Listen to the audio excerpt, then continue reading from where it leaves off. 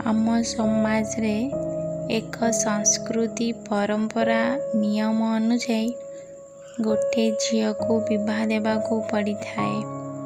ତା ସହିତ ମୋଟା ଅଙ୍କର କିଛି ଯାନି ଯୌତୁକ ଦେବାକୁ ପଡ଼ିଥାଏ।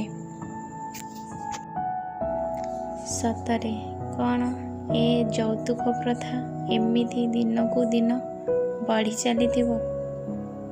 ୟାର କିଛି ସମାଧାନ ନାହିଁ, ପ୍ରତିବନ୍ଧକ ନାହିଁ?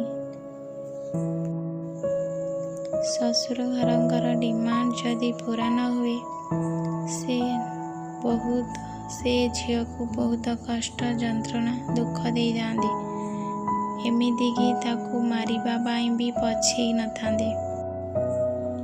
ଏ କଳୁଷିତ ସମାଜ କେବେ ବି ପରିବର୍ତ୍ତନ ହେବନି। ଏ ସମୟ କେବେ ବି ବଦଳିବନି। ଯୋଉଠି ସେଇଠି ହିଁ ରହିଥିବ। ପ୍ରତିଦିନ ପ୍ରତିଟି ମୁହୂର୍ତ୍ତରେ ଏ ଦୁନିଆର କୋଉ କୋଣ ଅନୁକୋଣରେ ଗୋଟେ ନୂଆ ନବବଧୂଟିଏ ଆଜି ବି ଆତ୍ମଚିତ୍କାର କରି କାନ୍ଦୁଛି, ଆଉ ଆକୁଳ ବାକୁଳ ହେଉଛି। ତଥାପି ଆମକୁ କିଛି ବି ଦୟା ଆସୁନି। କେହି ଦୁଃଖ କଷ୍ଟ ଯନ୍ତ୍ରଣା ସହି ନ ପାରି ଆତ୍ମହତ୍ୟା କରିଥାନ୍ତି, ବା ଏ ନିଷ୍ଠୁର ନରରାକ୍ଷସମାନେ ତାକୁ ଜାଳି ପୋଡ଼ି ଛାରଖାର କରିଦେଇଥାନ୍ତି।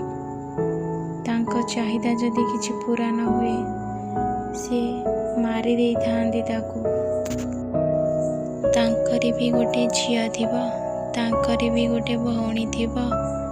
ସେ ଅନ୍ୟ ଝିଅକୁ କେମିତି ମାରି ଦେଇଥାନ୍ତି, କେମିତି ଏତେ ଦୁଃଖ କଷ୍ଟ ଯନ୍ତ୍ରଣା ଦେଇଥାନ୍ତି। କ'ଣ ତାଙ୍କର ହୃଦୟ ନାହିଁ? ସତରେ ସେ ଗୋଟେ ପଥର। ଏ ସମାଜ ହିଁ ଯୌତୁକ ପ୍ରଥାର ନିୟମ ତିଆରି କରିଛି। ତେଣୁ ଏ ସମାଜର ଲୋକମାନେ ହିଁ ବୁଝିବାକୁ ପଡ଼ିବ। ସେମାନେ ହିଁ ଯୌତୁକ ପ୍ରଥାର ନିୟମ ଭଗ୍ନ କରିବାକୁ ପଡ଼ିବ।